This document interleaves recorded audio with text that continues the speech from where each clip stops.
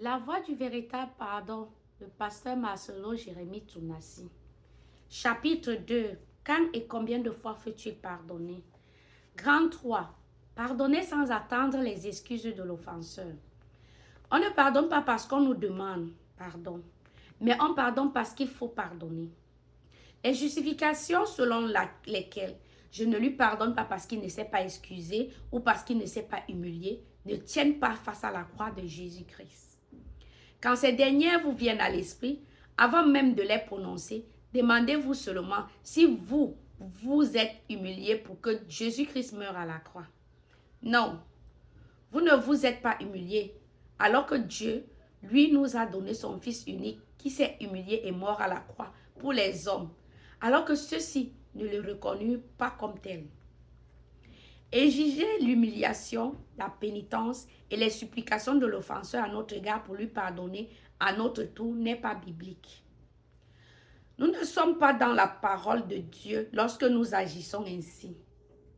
Qu'on nous demande pardon ou pas, nous devons pardonner. Je dirais plus, on pardonne même quand celui qui nous a fait du mal n'a pas changé. 7 fois dans la journée, il nous a blessés, 7 fois nous lui pardonnons. Et plus, opposons la perfection du mal à la perfection du bien. Jésus a dit, Père, pardonne-leur car ils ne savent pas ce qu'ils font. Alors que personne ne lui avait demandé pardon. Luc 23, verset 34.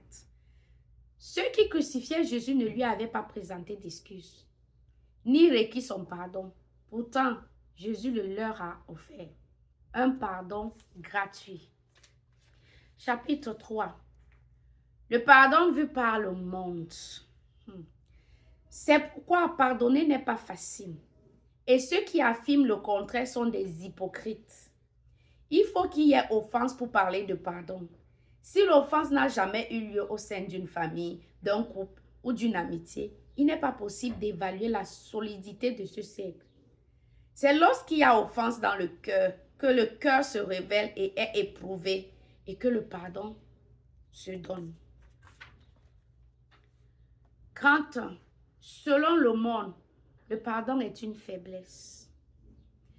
Lorsque j'étais païen, mes camarades et moi avions un ami qui pardonnait tout et tout le temps. Et nous ne manquions pas de nous moquer de lui, de le mépriser et de l'insulter à cause de cela. On dit d'un homme qui pardonne à sa femme ses manquements qu'il est faible. De même, une femme qui pardonne l'infidélité de son mari, on la traite de bête. Pareillement, pour un père qui pardonne les offenses de ses enfants, on remet en question son autorité. Dans une relation, celui ou celle qui fait le premier pas, qui pardonne et qui s'humilie est traité de faible. Ainsi, selon le monde, le pardon est une faiblesse.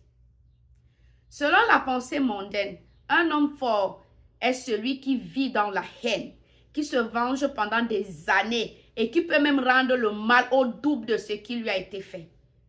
Cependant, ce comportement est celui du monde et il conduit selon le diable.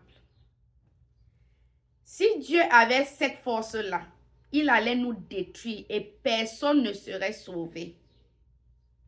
La Bible dit que lorsqu'Adam et Ève ont péché, c'est Dieu qui a fait le premier pas. Ni Adam, ni Ève n'ont cherché Dieu pour réparer leur faute. C'est Dieu qui est allé vers Adam. La faiblesse de Dieu, c'est cela sa force. Et à juste titre, le chrétien ne doit ressembler ni au diable ni au païen, mais il doit ressembler à Christ. Même si le monde dit de lui qu'il est un hypocrite et un faible. Selon le monde encore, le pardon est de l'hypocrisie. 32. Le monde traite facilement de faible, de menteur et d'hypocrite celui ou celle qui avoue avoir pardonné à son offenseur. Il doute de la sincérité de ce pardon en ramenant son auteur à son propre état de haine et de rancune. Car une personne qui vit dans la haine et dans la rancune pense que les autres ont un comportement similaire au sien.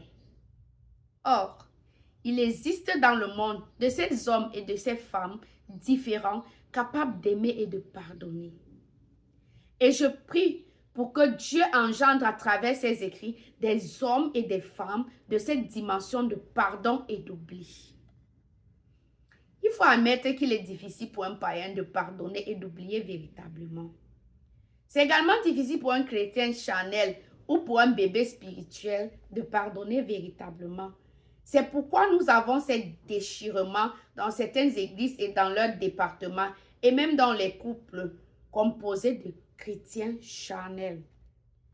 Des églises qui ont à leur sein une majorité de chrétiens charnels sont par voie de conséquence remplies de haine et de vengeance. Car malheureusement, là où il y a la chair, il y a la vengeance, la rancune et la méchanceté. Mais là où il y a l'esprit, il y a l'amour. Parce que la présence du Saint-Esprit ne se caractérise pas d'abord par la manifestation du parler en langue et par les prodiges, mais en premier lieu par l'amour. Il est la première manifestation de l'Esprit et la première révélation de Dieu. Si vous avez tout de Dieu, mais que vous n'avez pas l'amour, vous ne connaissez pas encore Jésus-Christ.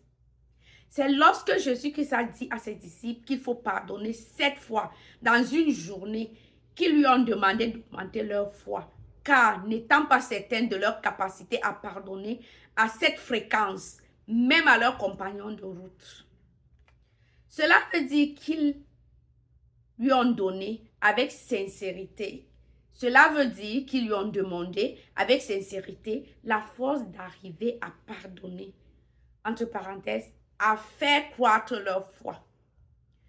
Comme il leur commandait, parce ils avaient compris qu'il s'agissait d'une autre dimension, une dimension très élevée, celle de pardonner, d'annuler la faute, de continuer à aimer quelqu'un qui n'était pas aimable et de ne pas se venger. Je prie également pour que Jésus augmente votre foi et rende le pardon possible pour vous.